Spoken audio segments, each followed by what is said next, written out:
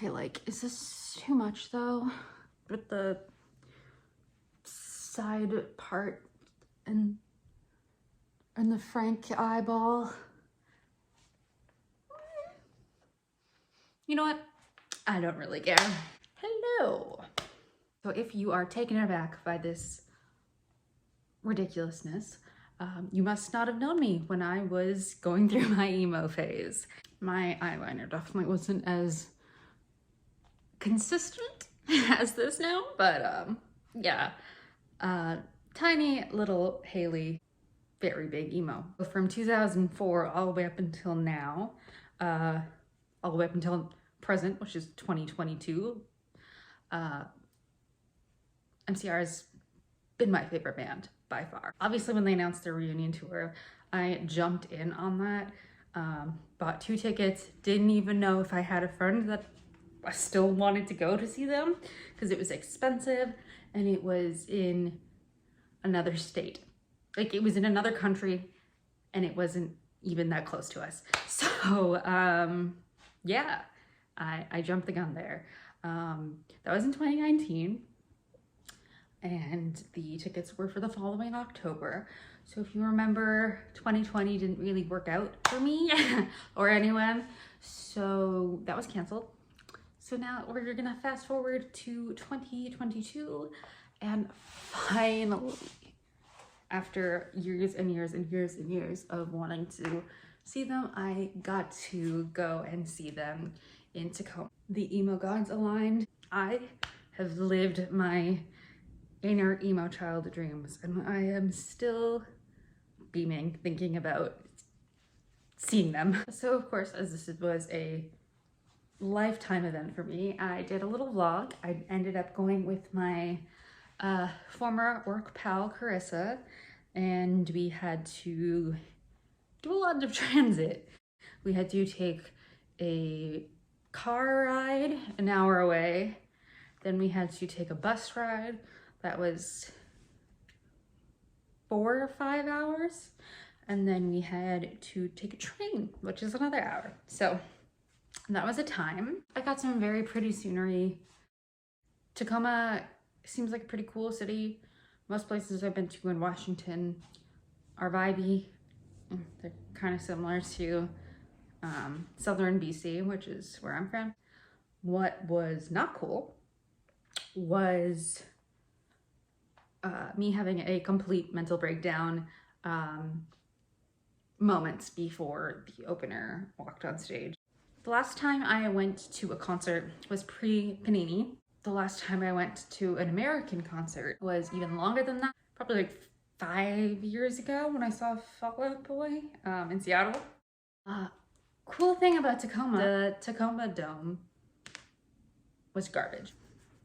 It was quite possibly one of the worst concert experiences of my entire life, which is really, really disheartening. It had nothing to do with the band itself. Once the band was on stage, everything was great for that. But venue was a hot mess. We got there, I think it was 2 hours, an hour and a half, 2 hours early. The roads were completely blocked off by police, actually. So we had to we took an Uber from our hotel, and we had to get out and walk the rest of the way, which is no big deal, but also kind of like, meh. When we got there, it was insane. People everywhere, lineups everywhere. We didn't even know what most of the lines were for. It was a lot of hoping we're in the right line, and then when you'd ask someone, hey, is this the line for merch or is this the line to get in? They wouldn't know either. They'd just say, well, this was the line we went to, so I guess we'll find out when we get to the front, if we get there. There wasn't a single staff member outside at all. There's no signage, no staff, so it was very difficult to navigate and figure out what was going on. We were lucky enough to find the line for merch, kind of by accident. There's a giant merch trailer outside, so luckily we got the shirts we wanted, this being one of them, of course. I'll show you some shots of this one and the other one that I bought, which I'm obsessed with. Anyways, we got those, found the line to get into the venue, kind of.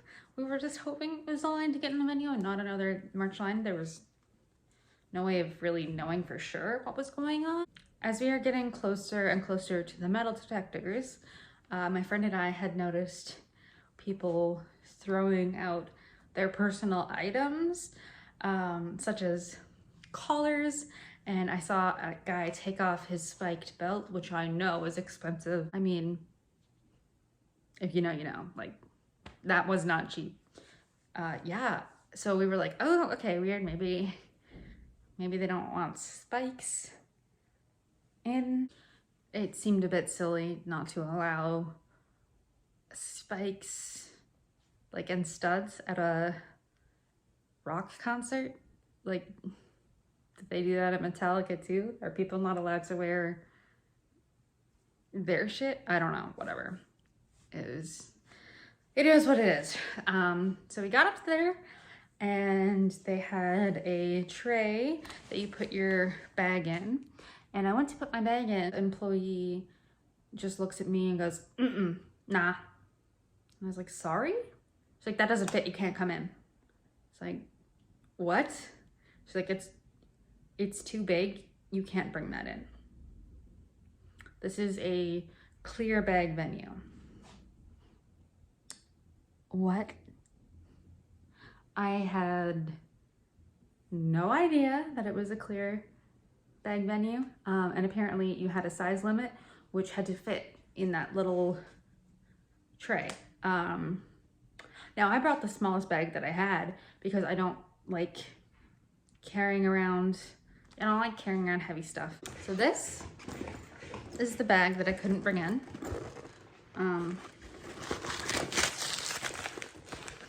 It fits my wallet and my phone. And I figured a couple of crumpled up t-shirts could probably fit in there too. It's tiny. Like, my wallet fills up the whole, so I couldn't comprehend that this couldn't get into the venue. It's my purse. That's never been an issue at any concert I've been to before. Feet away from the entrance to a concert that I've been wanting to see since 2004. And they're telling me I can't enter the venue now after I've traveled from another country to get in. As she said, it was a clear bag venue, and I had no idea. I didn't know that was it. There was no signs indicating that. Maybe if they had some at the end of the line, I could have had time to go back to my hotel and just come back with my phone. Essentially, I was just frozen. I didn't know what to do because I wasn't willing to throw the $400 plus I'd spent to get to this concert, to see this concert. I'm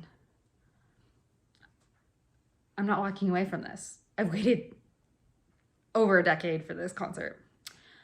So because I wasn't moving and there's people behind me that wanted to go into the concert, the lady called over her manager and she said, this girl wants to come in with this backpack. The lady said, no, it doesn't fit, so she can't come in. I was like, I still don't understand. You can look in my bag. I gave you permission. You can look in it. You can see there's nothing in there that there shouldn't be. It's a backpack. You could fit your 2 fists in it and it would be full.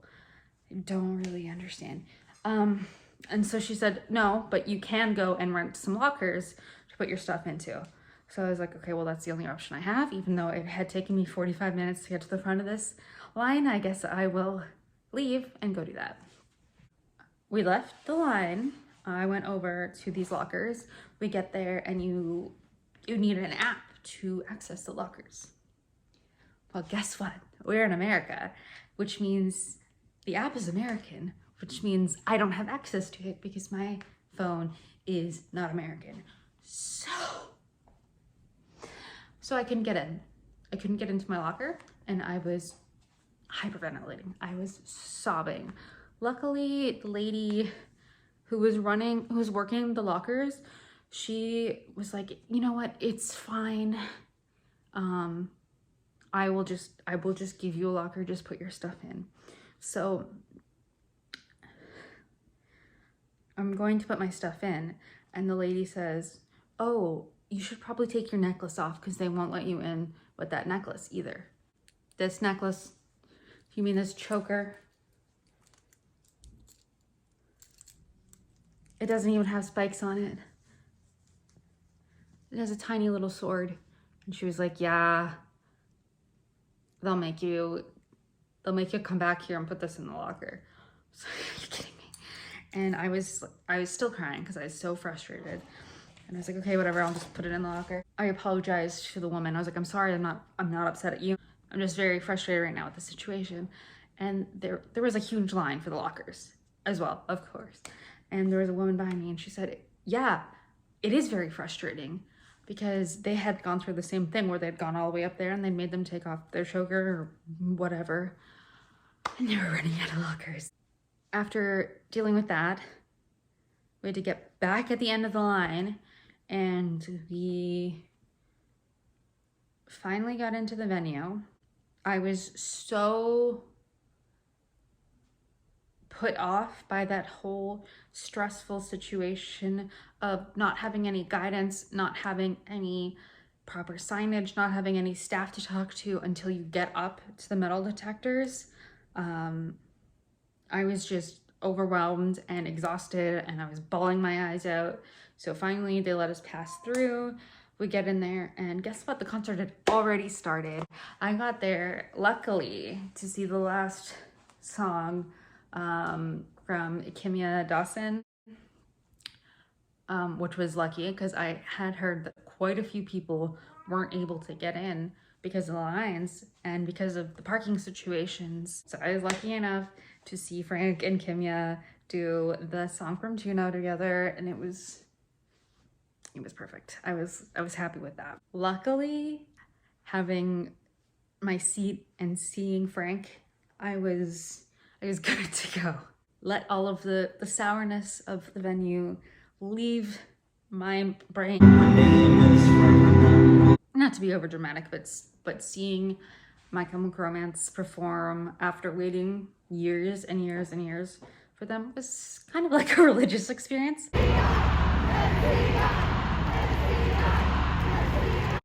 I'm never gonna forget this one, that's for damn sure. And I've been to a lot of concerts. Apparently different set list for every venue, I believe. So if you would like, I'll probably post the set list on my Instagram. They played almost all of my favorites. Oh, it was just so good. I haven't been to a concert since high school where I actually screamed and sang so much that I hurt my voice. Like, my throat was gone. It was gone by the end of the night. It took me a little minute to register that I was actually seeing them live. I'm not gonna lie. I think, I believe they opened with Helena, I believe. So they played that, which was like, wow, they just went for it. I wasn't ready for that yet. And then they did I'm Not Okay, and like halfway through I'm Not Okay, I was like, this is happening. This is legitimately happening. And then I was good to go for the rest of the set. I did pretty good. I thought I was gonna cry a whole bunch, but I managed to get through until Famous Last Words, which was shocking to me. I thought I was gonna cry during Black Parade or something, but Famous Last Words is what got me. Gerard has been doing some super sick costumes for each different venue. It's a different one. He's been a cheerleader, he's been a knight, everything in between. It's been vibes. When they did the encore, he walked out in a Edward Cullen t-shirt, and I lost my GD mind because it was in Washington, and Forks and Twilight, you know. They sang Vampire Money. He sang Vampire Money in Washington wearing an Edward Cullen shirt. I can't. This man. There's some good videos on TikTok that I will link in the description if I can that were regarding my concert. I know there's some good footage of him talking about Robert Pattinson on stage. And also there was this series that a YouTuber who is also from Vancouver actually, who had a lot of issues with the Tacoma Dome as well. So I'll link her videos in the description. Seeing MCR live, like 10,000 out of 10. Would 100% recommend. Each and every single one of those tiny little emo dad beans were iconic. Tacoma Dome, on the other hand, negative 10,000 out of 10. Because if I can help it, I'm never going back there. It was chaotic. It was terrible for my anxiety. Moral of this story is see your favorite bands. See them while you can. I know it can get expensive. It's hard, I know, but if they're your favorite, definitely do it. My biggest regret in 2013 when the MCR announced that they were done was not being able to see them. I cried a lot, but it was absolutely worth the money. It was absolutely worth the wait. And I am so lucky that I was able to A, get tickets to it, and B, get myself there in one piece, get through the night without having multiple panic attacks. I only had one. Do it. If there's someone out there that you want to see and you're able to, go. It might be your only chance, so it's worth the experience, I promise. I don't have much footage for on the way back. I was exhausted mentally and physically because after the concert, Tacoma being Tacoma, literally all of the Lyfts and all of the Ubers were unavailable. The cops had closed off the streets all around the Tacoma Dome, so no one could park, so people were ditching their cars and taking Lyfts or whatever.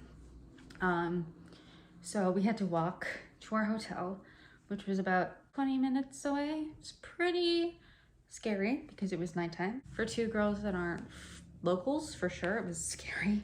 We made it back in one piece. But yeah, the next day I was done. I slept in the train station for 3 hours. Like done.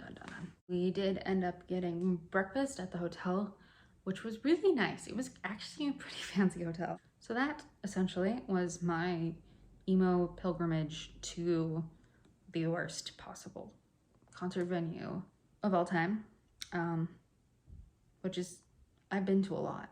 I've been to some sketchy venues. Don't go to the Tacoma Dome, guys. Don't do it. That is it for me on my emo hour.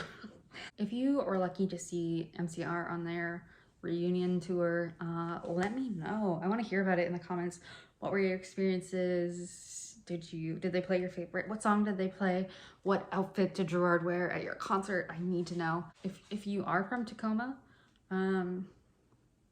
is the Tacoma Dome always that unorganized, or was it just a one-off? I gotta know. Thank you so much for watching, guys. I hope you enjoyed me living out my literal teenage dream. Yes, so thank you so much for watching. I hope you guys enjoyed. Please don't forget to give me a like and a subscribe. I do have a lot of content coming up. I think I probably said that in the last one, but this time I have a new space to film in, and I already have some videos done. They just need to be uploaded, so keep an eye out for that one. Thanks so much, guys. Bye.